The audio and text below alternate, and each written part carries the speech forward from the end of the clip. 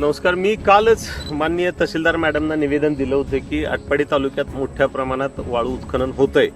तर आता मी आपल्या आटपाडीच्या ओढापात्रामध्ये आहे. प्लीज आपण हे सगळं दाखवा. इकडं नगरपंचायतचे कर्मचारी बसले. तिथं नगरपंचायतच्या पिण्याची पाईप फुटलेली आहे. इथून बघा त्या मला वाटते 400-500 फूट पर्यंत वाळू चोरी झालेली आहे. आता हजारो ब्रास आटपाडी ओढ्यापात्रातून वाळू चोरीला गेलेली आहे.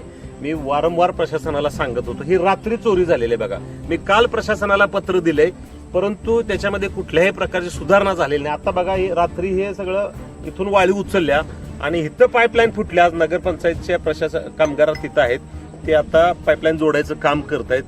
प्रशासनाला जाग येणार आहे का नाही हे मला काही समजत नाही. आटपाडी तालुक्यामधून हजारो ब्रास वाळू चोरी झालेले आहे आणि रात्रंदिवस चालते.